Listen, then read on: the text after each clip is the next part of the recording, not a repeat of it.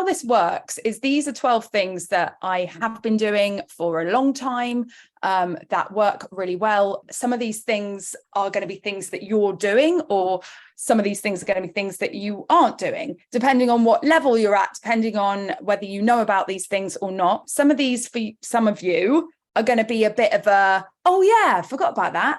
And for others are going to be totally new and a little bit outside of your comfort zone. Now, what we're going to do is, how this is going to work is for the next 8 days, we are going to be throwing this awesome stuff at you. Okay. So today we've got the whistle stop tour. This is the hour where I'm giving you the 12 booms. It's going to be fast. It's going to be furious. You don't need to take notes though. You can if you want to, but every day for the next 6 days, I've created a handbook to go with each and every one of these strategies, each and every one of these booms.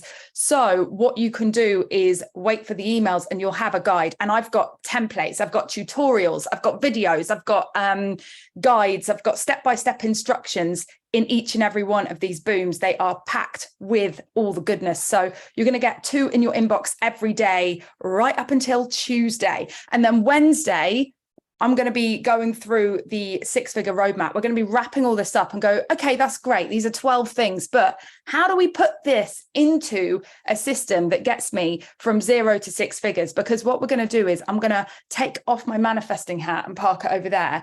And I'm going to walk you through what I would do if someone came and stole rebellious business from underneath me. And I had to go from 0 to 6 figures from scratch again. What I would do based on what I did before and also what I know now.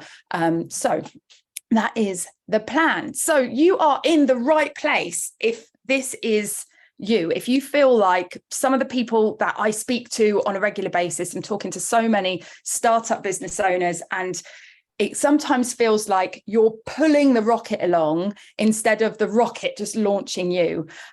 Things like I'm posting content on social media, I'm posting so many Instagram reels, but no one's buying my program.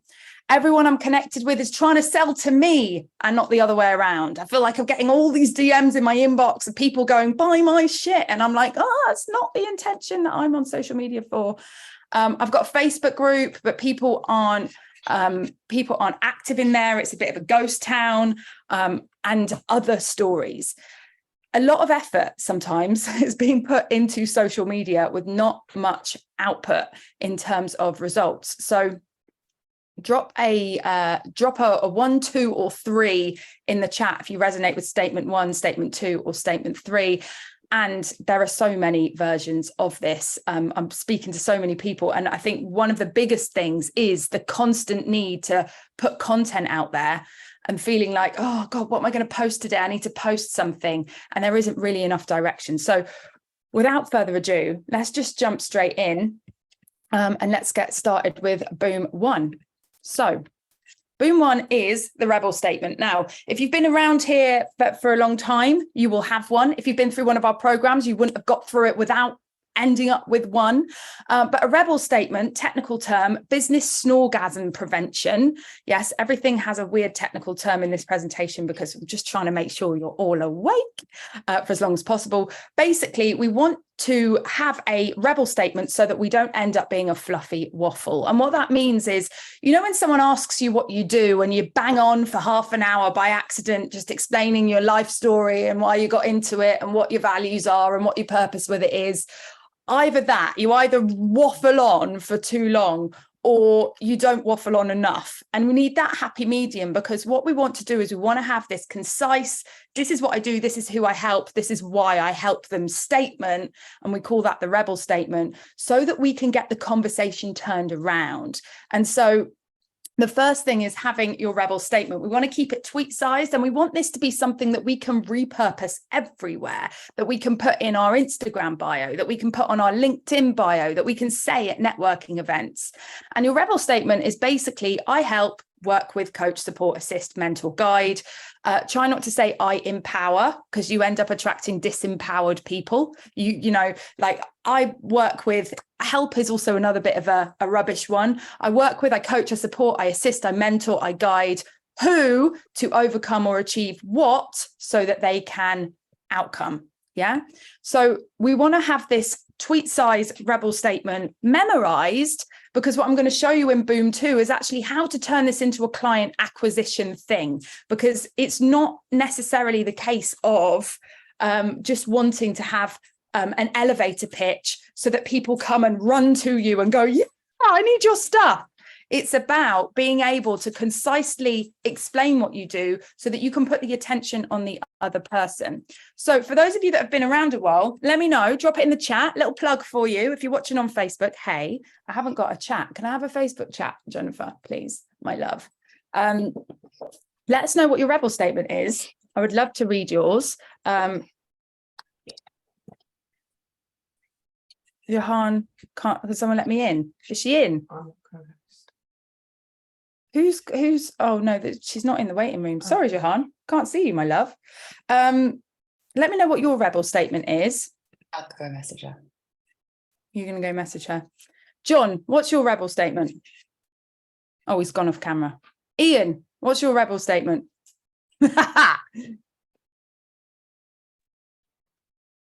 I help coaches and experts by providing software solutions that generate more leads and clients without the tech stress. Brilliant. The next thing that Ian wants to say is, what do you do?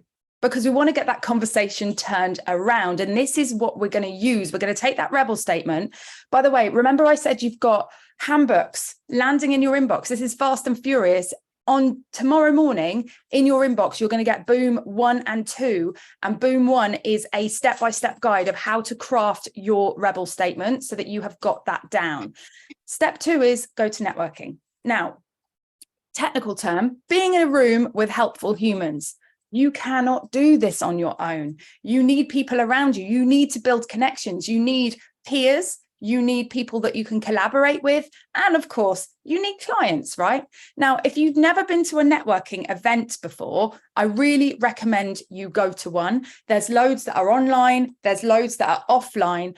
Also, business conferences are super great for this. Make sure, though, if you go to business conferences, you hang out at the bar and actually make conversations with people, because that's where the magic is.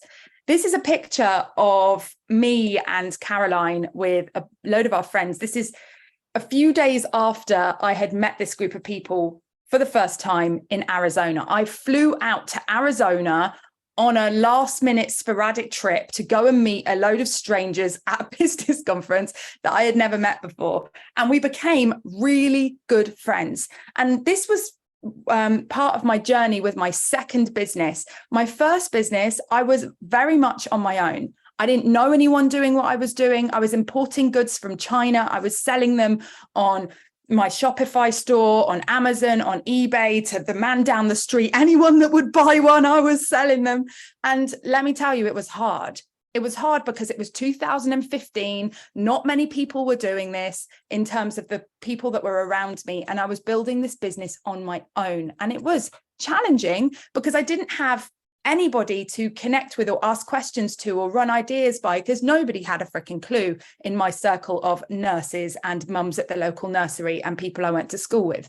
So it is not what you know, it's who you know. You can watch all the tutorials on YouTube. You can, download all these courses from Udemy. But the truth is, it's going to be very challenging if you don't have that circle of people around you. These guys were so pivotal in my journey. I mean, I'm business partners with the girl second from the left now, but these guys are so pivotal in my journey. On this trip, Caroline helped me script an ad that I ended up making, I think 60,000. No, I can't remember now what the numbers were. Maybe Caroline remembers, but I made tens of thousands off the back of that ad. That was a collaboration between me and Caroline. Alex Samail on the left has helped me so much over the years. He helped me create my first website by letting me clone his. Dan Holloway, he has helped me so much with ads, and also just from being a general good egg, helping me with, setting goals and thinking big, thinking outside the box. What would you do if you're 10 times bolder, is what he would always say. David Holbrook, he's helped me in loads of ways as well. The point is you want to get those peers around you, but also you want to have people around you that do similar things to you, because it opens doors. it opens doors and enables you to collaborate and work together with people. Now, Porter Gale was the vice president of Virgin and in charge of marketing. Now, I mean, Richard Branson's a pretty smart guy. I think we can all agree. I think if she's vice president of one of his companies, then I would just like to assume that she knows her shit. And she's written a book which is a real cliche title, Your Network is Your Net Worth. But it's true. You know, she says your social capital, not your financial capital, is the most important asset in your portfolio. You need to network. You need to meet people. You need to connect with people. And like, yes, that's an opportunity to get clients, but it opens up so many more opportunities beyond that. So in terms of how to leverage, let's think just about networking events for a start. You're going to get a tutorial on how to find shit hot networking events in Boom 2. So you can wait for tomorrow morning and go through that guide about how to leverage and how to get to networking events. But one thing that we want to make sure that we do is don't bother printing any business cards. Bad for the planet, waste of trees, and also super low leverage. Like, there's just no point in a business card. I'm sorry, I know they look lovely. I do have some somewhere. I did get some printed. They've been sat in a drawer ever since because they're just low leverage. So the first thing when it comes to leveraging networking events is bring a calendar link or take your phone so that you can get connected with people on LinkedIn. Send them a message after you meet them at a networking event and say, hey, it was so great to meet you today. Would be great to connect, or, you know, just basically start to continue the conversation. LinkedIn is your digital business card. I don't really keep up with LinkedIn, to be honest. I struggle with it. It's a bit boring, but it's much more high leverage than business cards. And the reason being is because they are now seeing the content you're posting. They are now going to see your feed. You can have messages with them in the inbox on LinkedIn. You can't do that with a business card. Business cards end up in the bin, right? So that's number one. Don't take business cards. Use digital business cards and take a calendar link. Get people booked in for calls and think outside the box. Don't just go to networking events and think, oh, there might be a client for me here. Because the truth is that, yeah, okay, that would be nice. Maybe that'll bring you a couple of grand in a sale. Awesome. And maybe that's the objective of running this business. Great. But if you think outside the box and you think about, who can I collaborate with? Who runs this networking event? I need to make friends with that person, right? That's going to open up doors, because perhaps you could do a presentation at a future networking event. Perhaps you could do a live with someone who's got a similar business to you that's there, and you could collaborate together and leverage both audiences in one go. So in terms of that rebel statement, then we want to make sure as much as possible, and it gets really hard when you're doing this with someone that's really good at doing this as well, and then you're both just trying to turn the conversation around. People like to talk about themselves. And you want people to talk about themselves, because then they're going to feel listened to, they're going to feel cared about, they're going to feel like you are interested in them. And also it's going to give you an opportunity to look for gaps that you can fill. So when someone says to you, and it is the most common question, the question you will answer the most at any type of business related event, what do? You're going to reel off your rebel statement and turn that conversation around. Okay. So what do? I do this. What do you do? And then you want to ask them loads of questions. Oh, that's amazing. How did you get into that? How long have you been doing that for? How do you do that? Oh, who's your ideal client? Oh, right?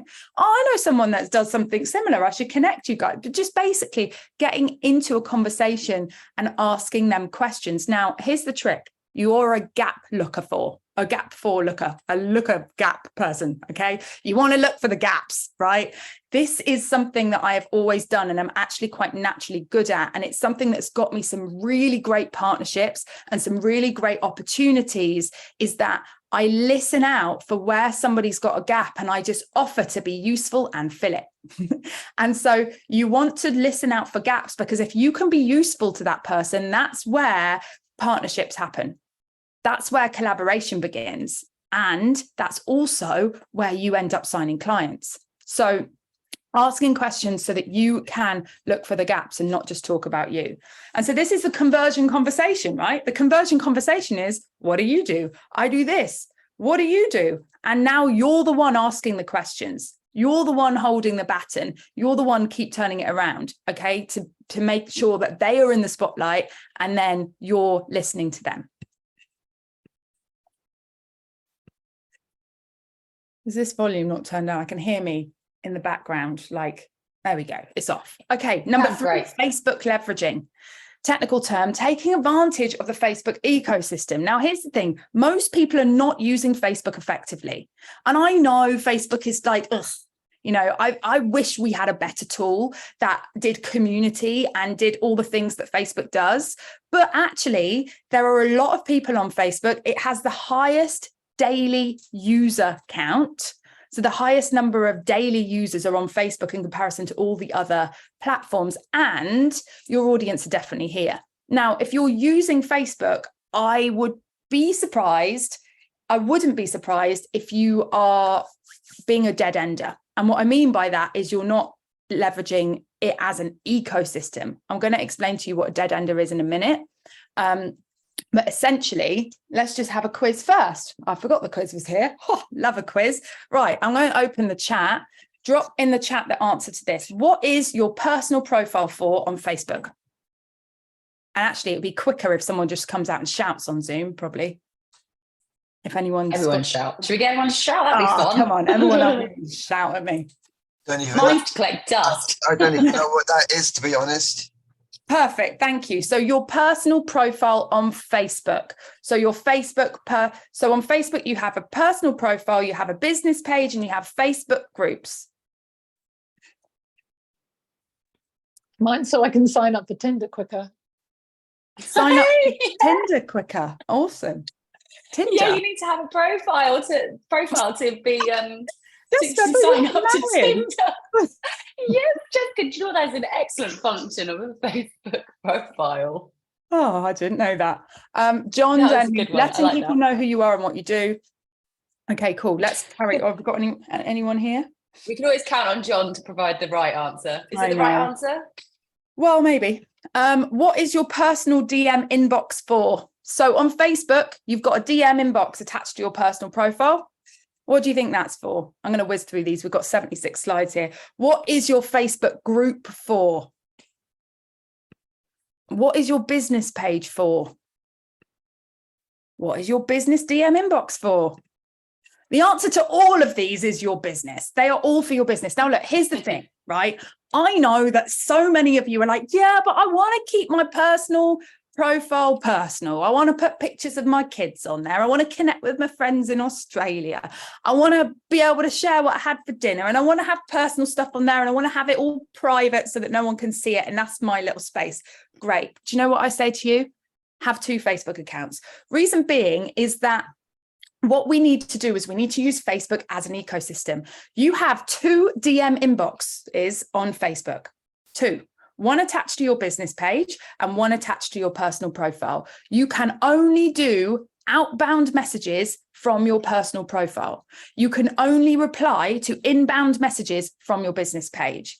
When you're interacting in groups, some groups do not let business pages in, so you have to join them as your personal profile, which means if you say something interesting in that group and they click on you to see who they are, they're going to come along to your personal profile. And if your personal profile is on lockdown because, oops, that probably gets banned, is on lockdown because like there is nothing, there's nothing on there about your business. It's just a private profile that's got everything tightened up on it in terms of visibility. Then they're not going to see that you run a business, and you're not going to look, you know, you're creating a dead end. So what we want to do is we want to use this Facebook ecosystem, because your profile is obviously the way in which you open up a Facebook account. You have to have a profile in order to have anything else, right? You can't just open up a business page. You have to have a profile, and then from your profile, create a business page. Same with groups, right? Now, your business page has the business page messenger, and your profile has the private profile messenger. And then, of course, you've got groups that can be linked to both. So what we want to make sure that we're doing is we are creating rabbit holes. We're creating tunnels for people to click, click, click, click, and come through onto our landing pages, come through onto our website, come through onto our buy now buttons, yeah, rather than having a private profile that is kept super private.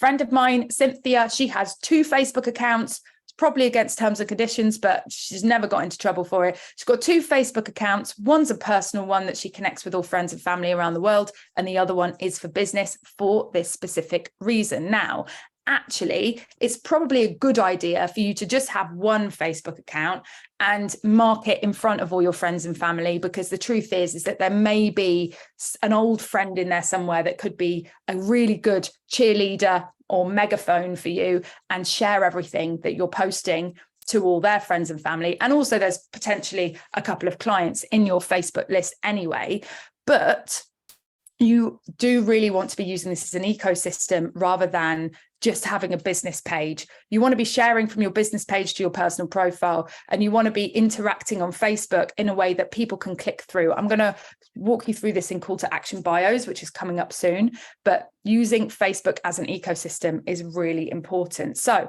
don't be a dead ender. Your profile is the tunnel, right, that connects your engagement with people on Facebook. So the stuff you're commenting on in the Rebellious Business Network or whatever Facebook group you're in, it's the tunnel between your engagement and your business. So at the very least, you want to make sure that it's clear on your personal profile that you have a business. There is a link to your business page. There is a link to your website. It's clearly stated what it is that you do in your bio on that personal profile. Because the amount of times I go and see someone's Facebook account and I click on to their profile and it's like, well, that's it. There's a dead end. You know, I've been wanting to refer a client or someone I'm on a call with to go speak to someone who's a specialist in a problem that they've got. And I'm like looking for the link to give them. And the first place I go to is their Facebook account. And I can't find it. And I'm like, oh, just bear with me. I'll have to send them a message and whatever. So we want to make it really easy for people to find your business via you. So make that personal profile a tunnel. And also, as I said, your personal profile is the only place that you can send DMs from on Facebook.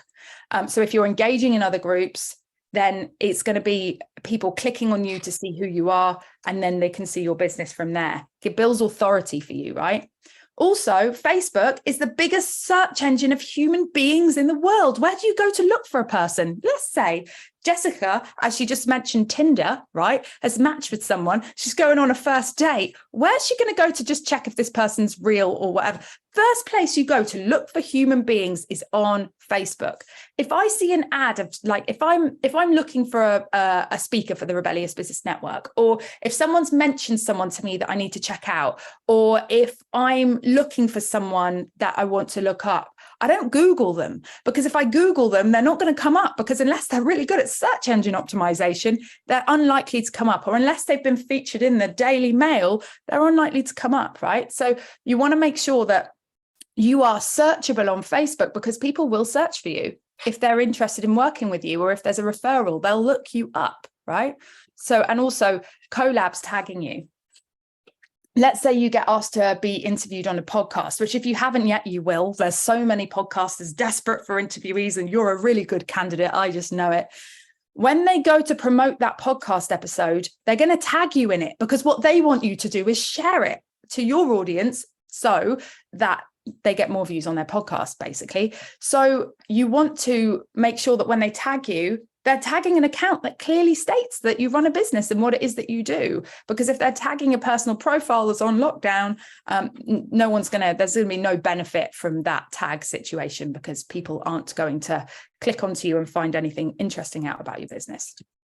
So just going to briefly go through this. You've got a guide coming in your inbox. I've no idea what day. I'm completely lost. Don't know what number boom we're on, but it will be in your inbox over the course of the next 6 days. This here is my personal profile, not my business page. There's a picture of me. It is the same picture everywhere. People always think I've got pink hair. I don't have pink hair, but it's the same picture everywhere, so that if someone sees me on LinkedIn, they know I'm the same person. We can look very different from one picture to another, to someone that's not met us before. So on brand, profile picture that stands out, same picture across all your accounts, business page and personal profile. Okay. But my bio clearly states what my business does. Yeah.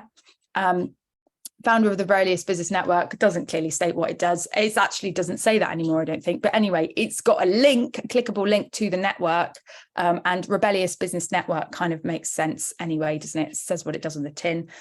And it clearly links to my business page, founder and managing director at Cordelia Kate, the Rebellious Business Coach. That is a clickable link through to my business page. And this is a clickable link through to our landing page. Okay. Number 4, boom, number 4, call to action bios, technical term, digital pre-tunneling. So one of the things that we want to do is create consistent authority everywhere by just making it clear what it is that you do, who it is that you help, and creating congruency across all your accounts. I bet most of you are on Facebook, Instagram, maybe TikTok, possibly LinkedIn, and Threads, if that's even still a thing, and anything else that is around. You know, we're often on multiple platforms. And what I really recommend you do is you just create congruency across all of those platforms. So it's super clear what you do and who you help. We want the profile picture to be the same everywhere. And what we want to do is we want to share wins and results. We want to demonstrate that we are a good coach or a good mentor by sharing our clients' wins and successes, but also demonstrate that we are growing on our journey by sharing our wins and successes. So things like if you get asked to speak on a podcast, like we were just mentioning, share that on social media, create a little highlight reel on Instagram for any kind of achievements that you're getting. So like public speaking is one that I've got on here because essentially I want to showcase the fact that I'm getting asked to speak, because I know that unlocks the doors to more speaking gigs. And speaking gigs are super powerful. You want to get your hands on those because they grow your audience really quickly. A lot of people are in our audience because they've seen me speak either on stage or in someone else's network or on someone else's podcast. And so they're really good for growing your audience.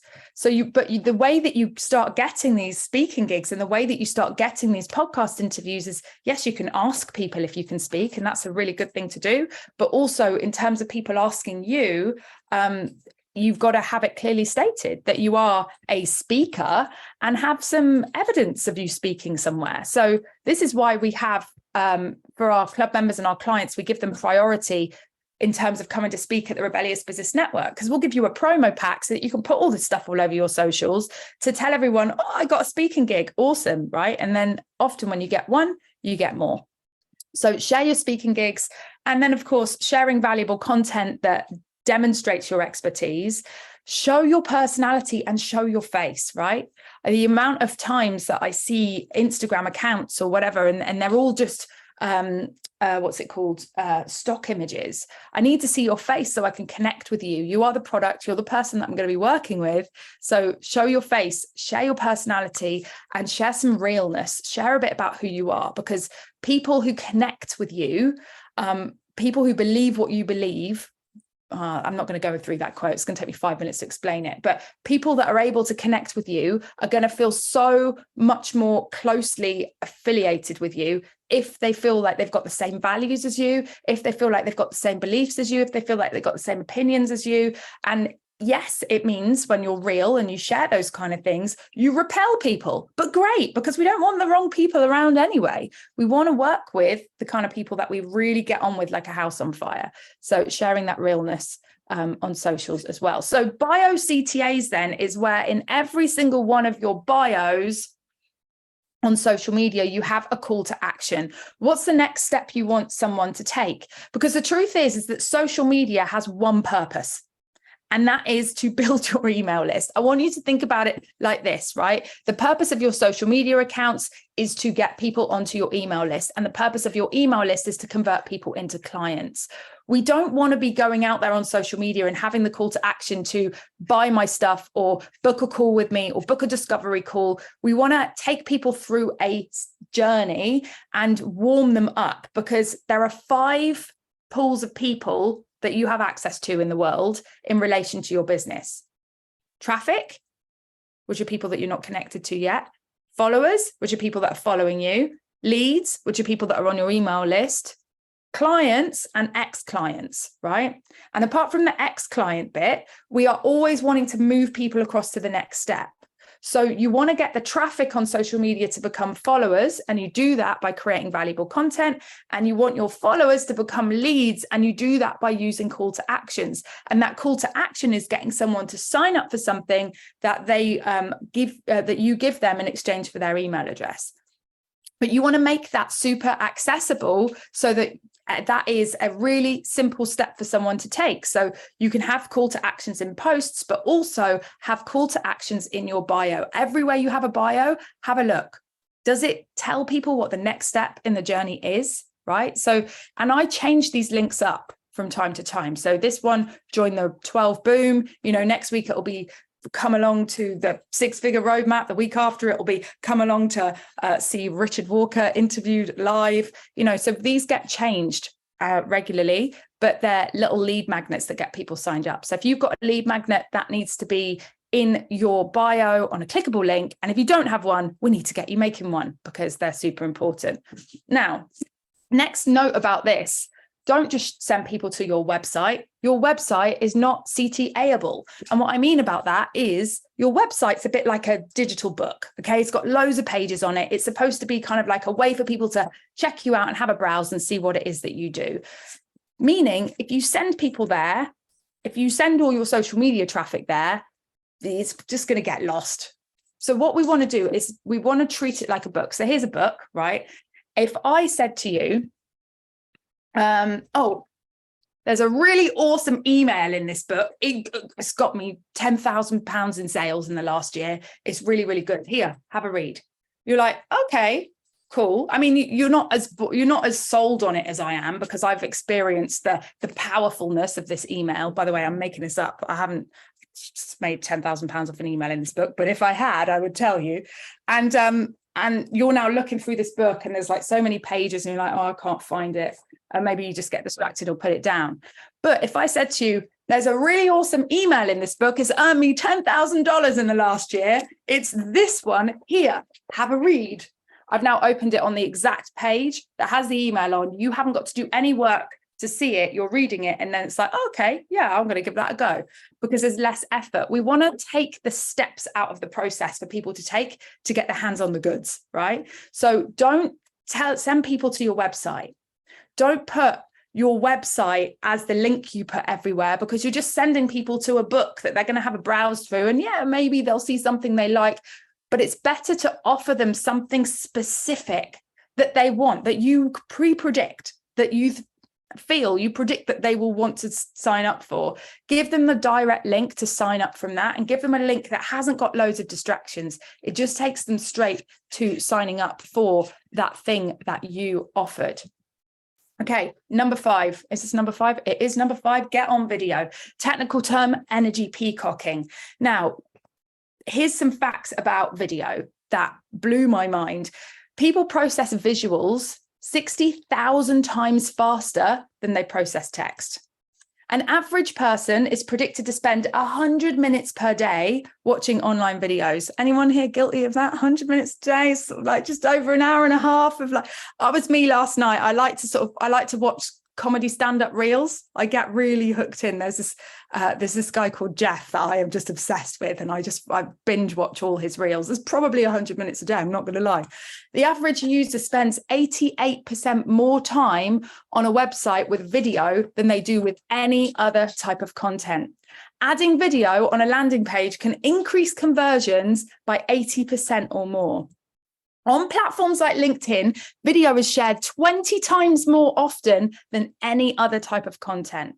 So video is super powerful. We need to be using it. I think most of us here probably are, but I know that there are some of you that are like, oh, just don't feel confident enough. Like, I'm not ready. And if that's you, then that's okay. Just know that all of us felt like that at the beginning. Getting in front of a camera and talking to it as if it's someone you know, talking into that camera to give value is a bit scary, okay? But it just takes practice. Every master was once a disaster, and you've got to allow yourself, you've got to give yourself the space and the grace to be able to grow into that. So here's the thing about video in comparison to anything else. You create this space where people can connect with you and your human energy. And what that does is it allows people to feel either like they like you or they don't like you in a very short space of time. It takes 0.2 seconds to decide if you like someone or not based on the first impression that you have of them. Now, that just probably made you a little bit more scared of going on video. But the truth is that when you are really yourself on camera, and that is the goal, that is the goal. The goal is just to be yourself on camera, your crazy, beautiful, wild self, so that people can connect with who you really are. Because what that's going to do is it's going to build you an audience of people that you actually get on with. If you're wearing a mask, if you're being professional, if you're not being yourself, you're not letting people see who you actually are. And the kind of people that you would have got on with aren't going to see you. You're going to connect with the kind of people that do your head in, because they connect with the different version of you that you're putting out there. So human connection, your energy, your personality, it all adds to just that vibe that you're going to give out that's going to attract people and pull people closer to you who are your kind of people. And you want to share your face, you want to be authentic, you want to tell stories, you want to talk about the things that annoy you and also the things you believe in and the things you take a stand for, and share a bit of that personality. And it's just going to do so much for really connecting with people in the space. Now, here's the thing, is that live video is always going to be better than anything else. Because, well, there's so many live bloopers, they're fun. But live video actually is something we've been testing a lot over the last 6 months, in comparison to posts and on the business page versus the Facebook group and everything else we've been posting. And what we're seeing is live video gets such a much bigger reach in comparison to anything else, especially if it's at the same time, same place each week. So video is just really, really strong and really powerful. And I've got a fly in my face. And if there is anyone that is a bit worried about getting on video and, doesn't want to do any energy peacocking, and they're like, no, I'm not going to, well, then that's fine. There are different modalities for marketing. But I do encourage you to push yourself out of your comfort zone. And I do have a camera confidence training that is going to be in your inbox with boom number 5 or 6 or whatever boom we're on. So, but yeah, and as I said, you've cracked it when you're yourself on camera. In that boom that I'm sending out to you, you'll have a link to one of the most embarrassing videos in the world, which is one of my blooper reels. And I regularly actually post out a blooper reel and just take the mickey out of myself with the objective of making other people laugh, because it's great fun. This is actually one of Caroline's ideas originally, and we ended up doing a blooper contest at the SFM, where me and Caroline were in this community of 3,000 people, and I did this blooper contest, and I encouraged people to create a blooper reel, because I think that if you can get your worst bits and put them together and turn them into a video and share it, then that's going to help you just overcome the fear of looking silly, because you are going to look silly, right? This is really silly. This video is so silly. And I've shared it with all of you. It's coming in your booms, so you can watch it and laugh, or just, raise your eyebrows at me, whatever you feel like doing. But you've cracked it when you're yourself on camera. And it's not about, you don't need to go to public speaking school. You don't need to go and get polished and learn how to speak like a presenter. You just need to be able to speak into that camera as if it was your friend, as if it was someone that you know.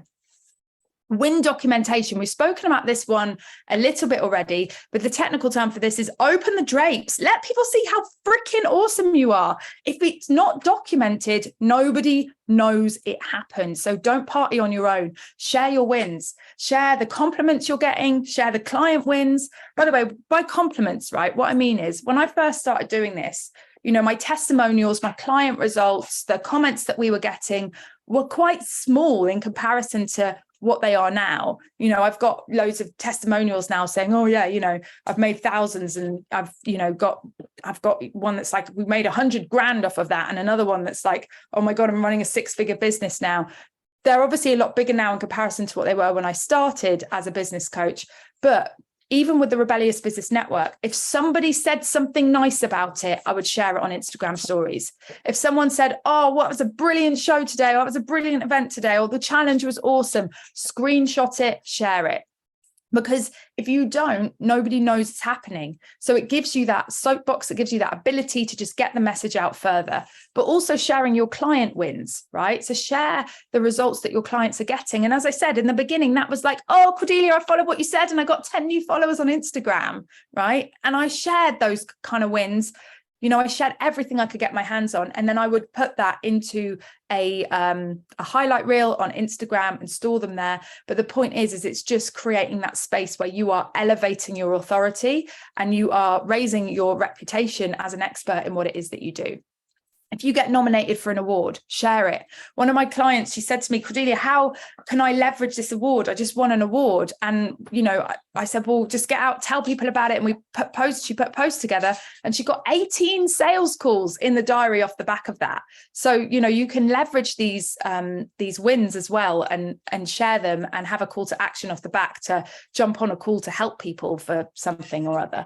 If you're featured somewhere, if you're featured on someone else's blog post, or we got featured in the top 10 networking events in the world, right? So that's obviously, shout about it, because no one knows we got featured unless I share it.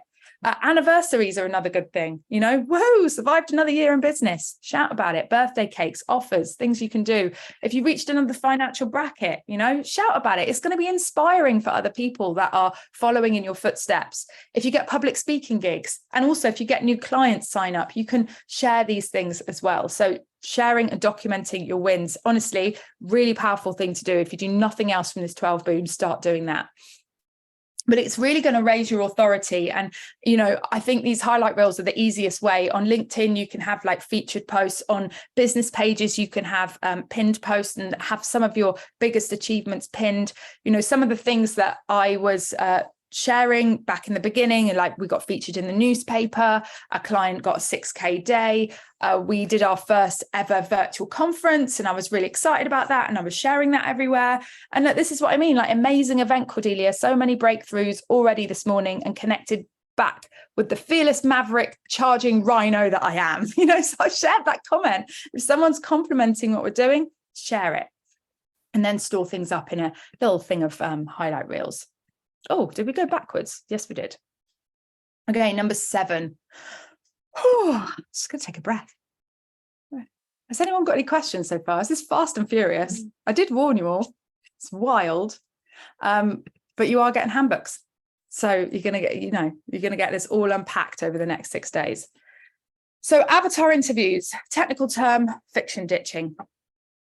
The amount of business courses I go on, or have been on, or see, or hear about, that say, great, so we're going to do an avatar template, and you need to imagine who your ideal client is. Could be an old version of you or someone you know.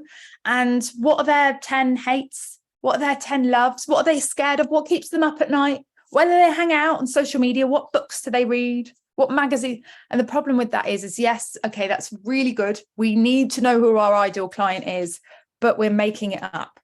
And a lot of the people that I ask, you know, so who's your ideal client? They go, oh, well, they're like 25 to 45 years old. They're not happy with their life right now. Their job's probably making them exhausted. Oh, they've probably got some kids, maybe 2. Or, you know, they tell me something about a lot of people all in one go. And so it's like, well, this isn't knowing your ideal client, ladies and gentlemen. This is not having a clue who they are, to be honest. So what we need to do is we need to know who this person is, but we don't know who this person is by just making it up. Even if it is an old version of you, right? If there's anyone of you seen Inside Out, your brain deletes things when you sleep. You don't really remember what it's like to be in the depths of pain. I can't remember what labor feels like. My daughter's 11. My youngest child is 8. Shit, it was a long time ago. I've even forgotten how old they are, you know? You don't remember the pain you're in, because otherwise you would be in a constant state of PTSD. So what we want to do is, instead of making this up, and instead of getting a nice little avatar worksheet and answering all the questions in and then feeling like we've ticked the box, we know who our ideal client is, we want to do some actual market research. We want to find out from people what their issues are, where they're at, so that you can get a real strong idea of the reality of who your ideal client is. So In terms of fiction ditching them, what we can do is we can actually put together some avatar interview questions, and we can get out there and find some people that would be a good fit. So the avatar interview worksheet is actually all right for getting a first idea of who you want to work with. Okay, so imagine them at the beginning, get it down, but we're not going to stop there. We want to actually go and get some avatar interviews. So you can then design your marketing, design your products around real people that have the actual issue that you're solving, right? You want to ask them questions like, how does this feel? What is it about this that you just can't live with anymore? What would you be prepared to invest if you had someone that could solve this problem for you? If I could design a program for you that solved this problem, how would you want it to look? Would a weekly coaching session be too much for you, right? So you can ask questions that you wouldn't otherwise normally be able to ask. So really good technique for this is put a post out on social media saying, I'm looking for 3 or 5 people that are experiencing this problem. And I'm going to give you a coaching session. I'm going to give you a consultation session or whatever, offer them something. And then say, all I'm asking for in return is for you to answer some questions for me so that I can do some private market research. So let me know if you're up for a free coaching session by DMing me the word coaching, and let's get you booked in. Now, what you can do then is you can get them booked in for a call where you record it and you ask them questions, and basically they tell you the answer to the questions, and you are doing qualitative market research. You're getting sentences from them that you can put on your sales pages. You're getting a better understanding of who they are and what they want and what they need. So you're doing this marketing around real people. And of course, you can then design your program to fit them specifically. And you can even offer it to them. I've got a client that did this avatar interview process, implemented it, and made 100 grand off the back of it, because he just basically had these interviews with people and then created a program to fill their needs and then offered it to them. And they said yes. I mean, the program was 25 grand. Okay. So that's why it was 100K, because he sold 4 of them. But he sold 4 of them off the back of an avatar interview. So this process is so powerful. Get out there and ask people and do some actual qualitative market research to find out about people's needs. You're going to get the avatar interview questions in boom 7.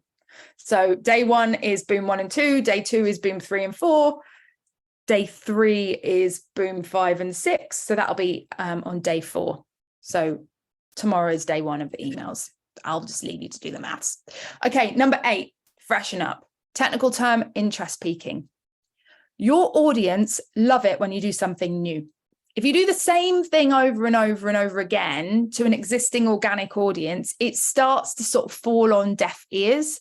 If I did the 12 boom in the Rebellious Business Network every month, our existing audience would get bored of it because they've heard it already. They might come a couple of times, but they've heard it already. So we want to keep things fresh. Now, one of the things is, like, if you're offering discovery calls and you go, hey, book a discovery call. And then 1 week later, you're like, book a discovery call. And then 1 week later, you're like, book a discovery call. That book a discovery call message starts getting a bit tired and people start getting a bit bored of it. So what you can do is you can keep it fresh and change it up. You can take your discovery call, whatever you call it right now, and you can just give it a fresh name and offer it again. I mean, this is amazing. It works really, really well. You can offer one-to-one mastermind sessions. You can offer strategy audits. You can offer social media audits. You can offer assessments of things. You can offer something deep dive, a free coaching call. Now, essentially, all of these calls, they all have a value and they all have a purpose, and they're all to help someone with something. Okay. So this audit, I'm going to look at, if it's a social media audit, I'm going to look at their social media channels. I'm going to tell them what they're missing, what they need. If it's a one-to-one mastermind, we're going to bounce ideas off each other. I'm going to find out what their biggest problem is. If it's a free coaching call, I'm going to coach them. If it's an assessment, I'm going to assess them. But the point is that every single one of these calls is a prospecting call. Okay. Because in every single one of these calls, regardless of, what value you're giving on this call, you're going to have a conversation with someone and you're going to be able to identify whether they're a good fit for what it is that you do. And then you're going to be able to transition that into a sales conversation by saying, hey, I've actually got something that would be perfect for you. let me know if you'd be happy for me to walk you through what that would look like, because I think it would really help. And then you can walk them through what working with you looks like on your program. Yeah. So each and every one of these are prospecting calls, just like a discovery call. But if you just call it a discovery call all the time, it just feels like you just got so many discovery calls and there's just not very exciting. And after a while, it starts to fall on deaf ears. So change things up, keep it fresh, change up the links on your social media bios from time to time, offer different lead magnets, repackage your discovery calls, just change things up and keep them fresh. And, you know, if you want to systemize this, have a different one for every month of the year, have 12 and promote one a month over the course of the next year. And you get to month 13 and you're promoting number 1 again. Yeah. So you can still systemize things that you change to keep fresh. But I would just try it today. Put out an offer to your email list to offer a call that's a discovery call that you've renamed, and see what results you get off the back of that. People often jump on fresh things. And the same goes for lead magnets. Don't have one PDF that is a downloadable sitting in your bio and on your website forever. It will just be stagnant. You want to have different lead magnets that you promote. So we have a fresh lead magnet every single week. It's a new episode of the Rebellious Business Show. But there's also other things that we can offer, because over time you start to accrue lots of resources that you can package up into lead magnets. So what I recommend you do is keep it fresh by saying, hey, I've got this lead magnet available. I'm going to be changing the link in the Instagram bio in the next 24 hours. So go and grab it now, right? And then you put something else there. So it's, you know, people get into the habit of knowing that this thing isn't just going to stagnantly sit there forever. You've got to grab it. Also, live lead magnets are great. Like a live event like this one, it's got a natural expiry date. So you have to sign up for it before it happens or you've missed it, right? So it's a good way of having lead magnets that expire, but freshen things up from time to time. And put that link tree in the bin, will you? Please. You're giving people too many options if you're using Linktree. Switch up your links instead.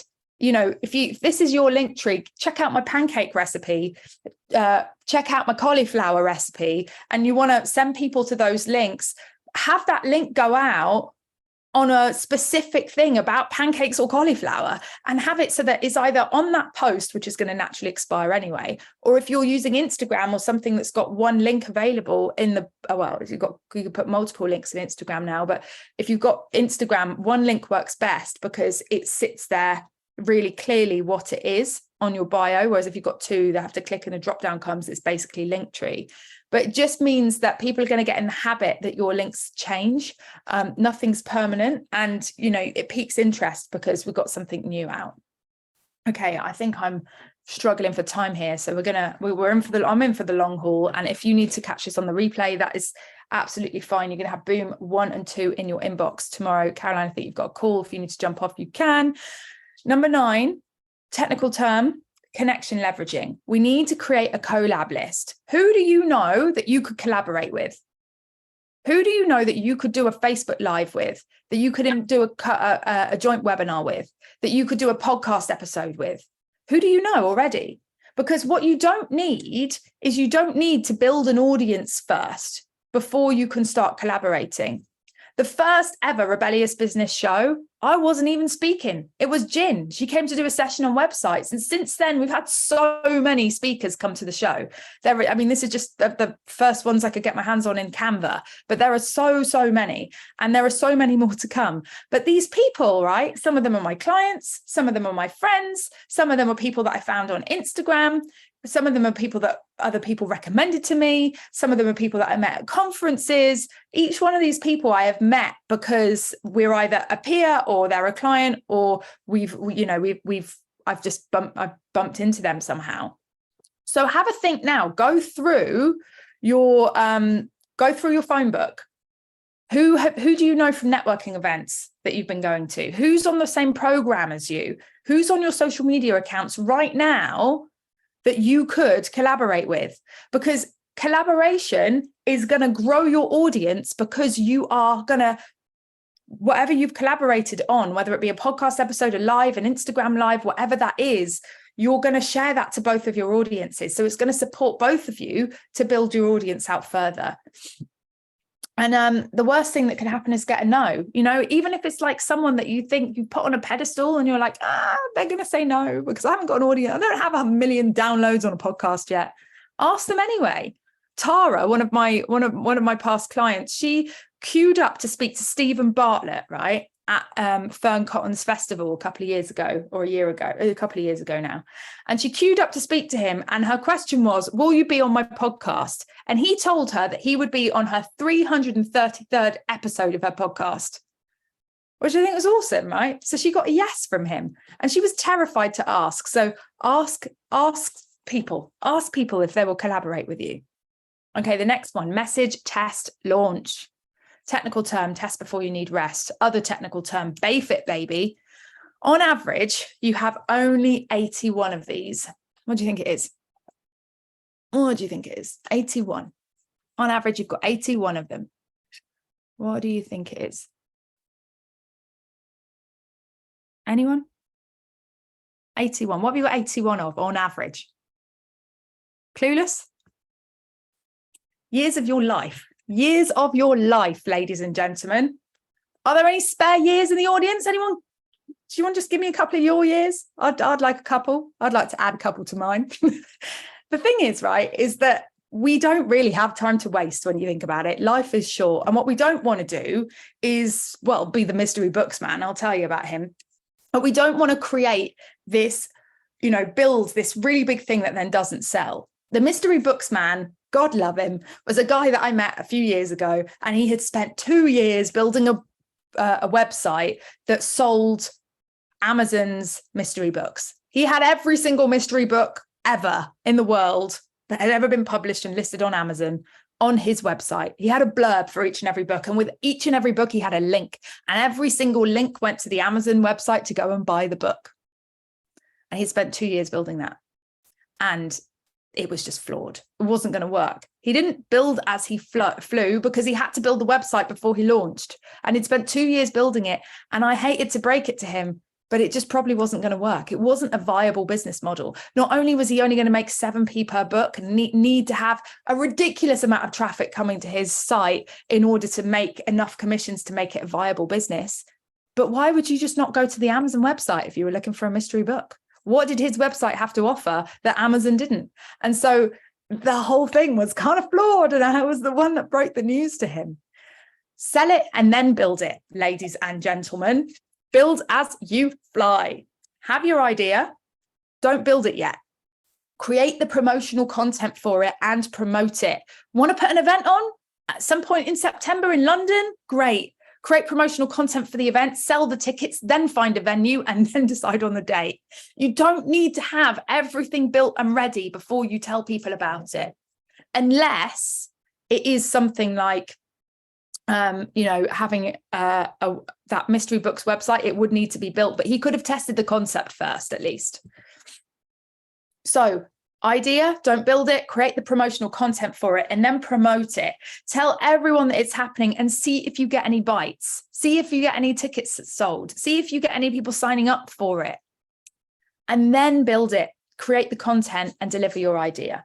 And if you ever have an idea, you want to stop and go, how could we BAFE this? How could we test it first before I go and put 200 hours into creating it?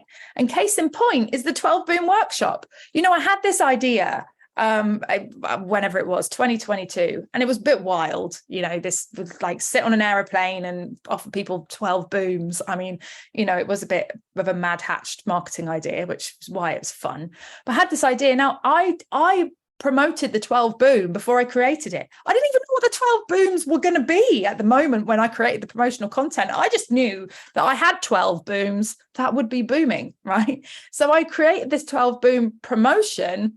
And then whilst it was promoting, I created the 12 boom workshop. And after I did the workshop, I wrote the 12 boom emails, and I did this thing as I went along. And then off the back of that, we had a six-figure roadmap webinar, and we brought in a load of clients, and it was essentially a way of doing a launch that wasn't like a challenge. It was a different way of doing it, and you know, it worked. It was really effective, but I didn't know it would be until I did it. So now I've done it. This is the third time we're running it, and I'm built this as I flew. And it means that you can then optimize and streamline things.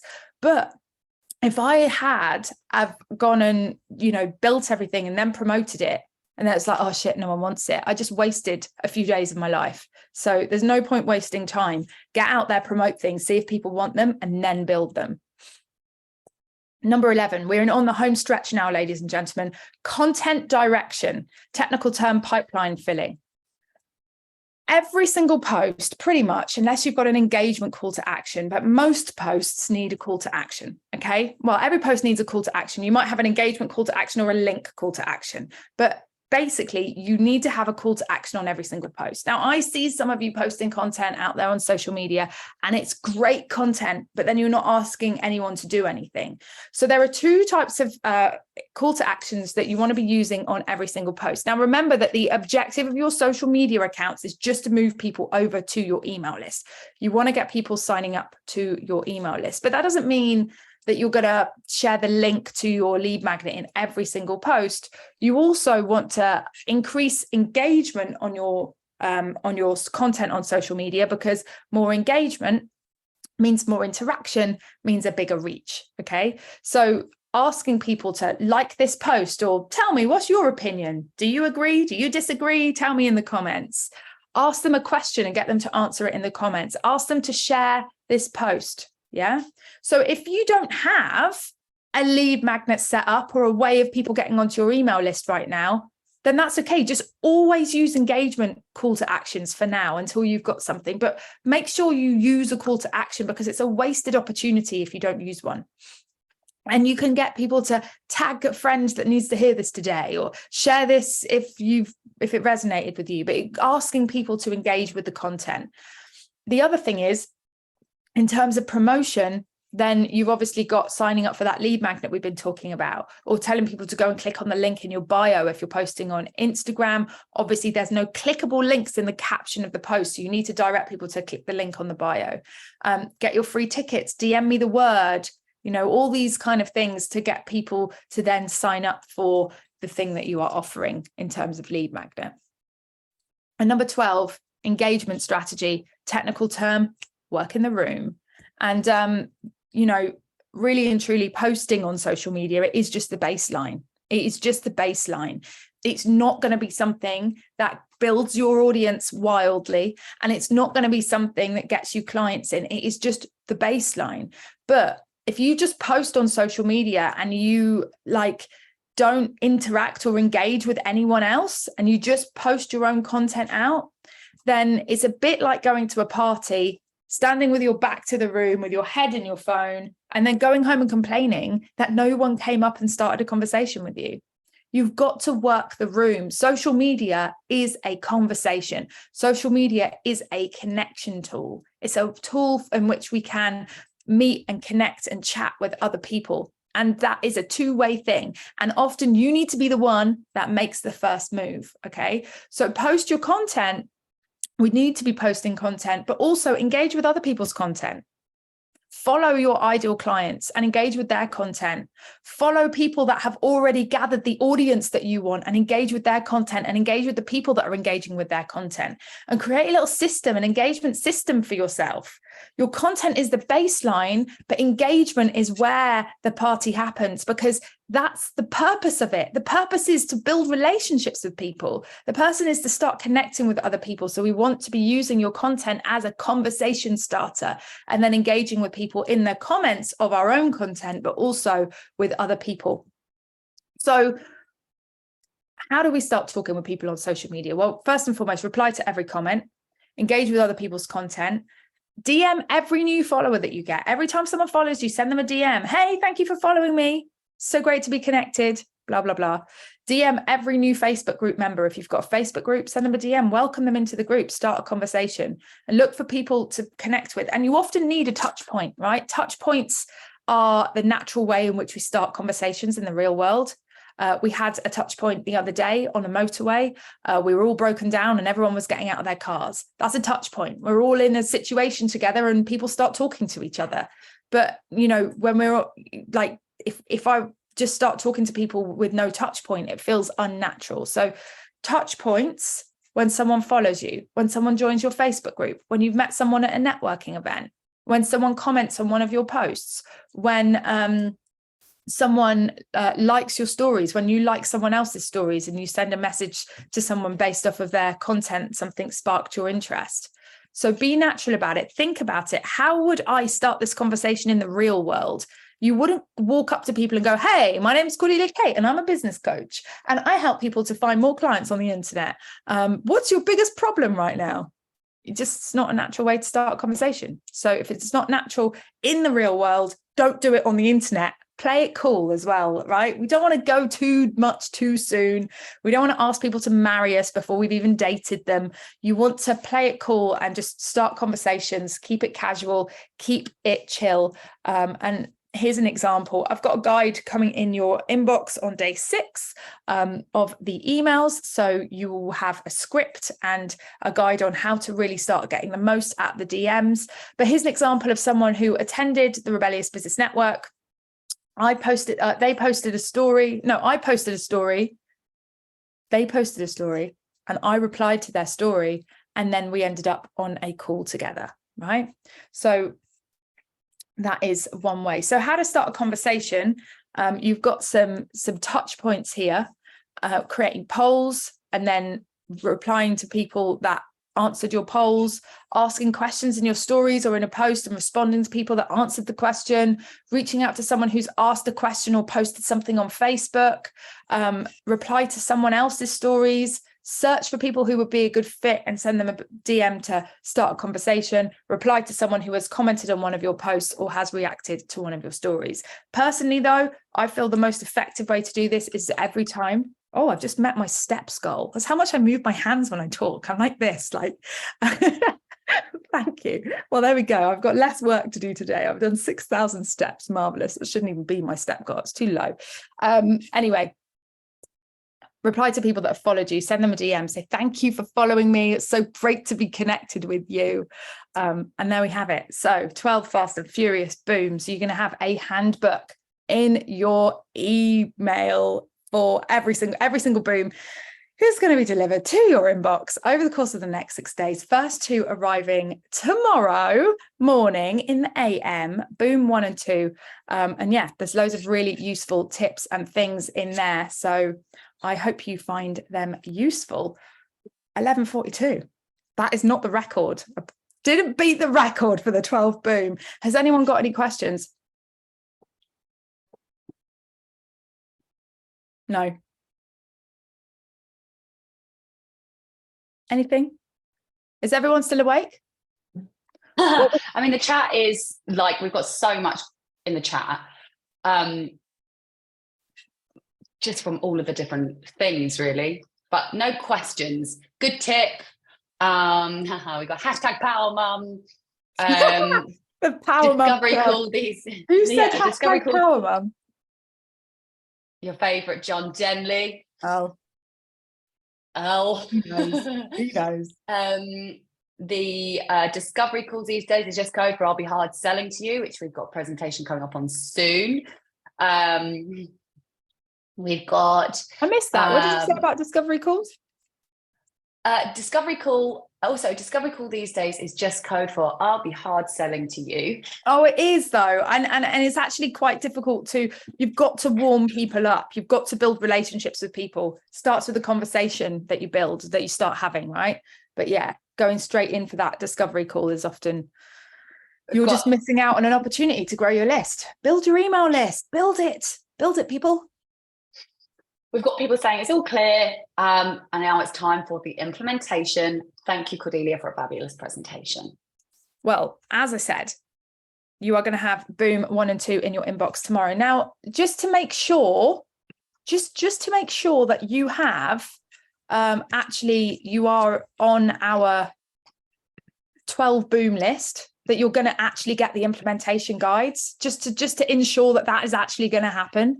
I have created a specific link that I'm going to give to you now, and probably a good idea to just grab it and just drop your name and email address into it, just so that you're certain that you are in the right place for the handbook. So I'm just going to drop that there, and I'll also pop it on the live on Facebook as well. Oh no, this is Jennifer's phone.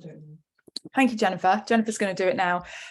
There you can actually, if you sign up on that link, all the handbooks are on the thank you page. You're welcome. All of them.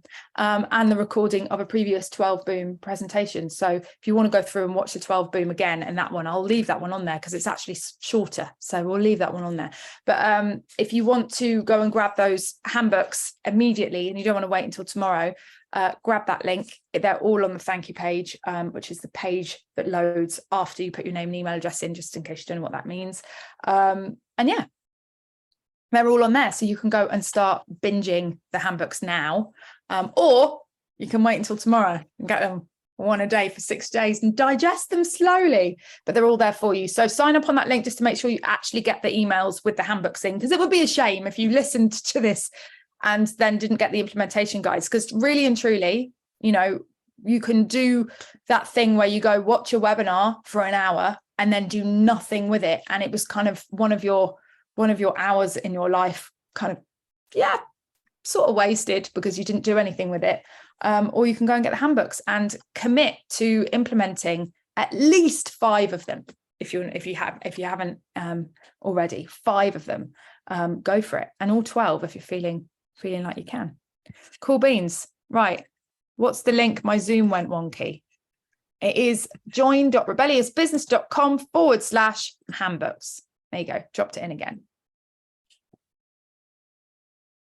Anything else? Now, next Wednesday at the Rebellious Business Show, we are going to be bringing you the 6-figure roadmap, which is where I walk you through what would happen if the business bandit came and stole Rebellious Business from underneath me. How would we go from 0 to 6 figures in 9 months or less again? So that is happening next week on the show. But in between now and then, handbooks. And also, I'm sure we'll be live for some questions from the rebels. By the way, I don't know if you guys know this, and I'm gonna wrap with this, but I don't know if you guys know this, but we're doing questions from the rebels sporadically. But you can see it pop up from time to time on the business page and in the group. There is actually a place where you can ask questions for me to answer on questions from the rebels. So if you ever see questions from the rebels pop up, there is a link in the description of that live, and you can go and submit something, and that helps me to create more content for you guys, because sometimes I run out of ideas. I need you guys to tell me what you need from time to time, because we are here every week to bring you fresh stuff and help you on your business journey. So I think that is a wrap. Caroline, is there anything you want to add before we go?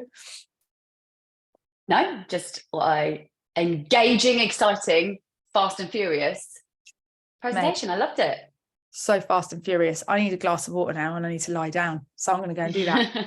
Love you guys. Yeah. Have an amazing rest of your day. And I will see you next week at the 6-figure roadmap. Take care. Bye. Bye.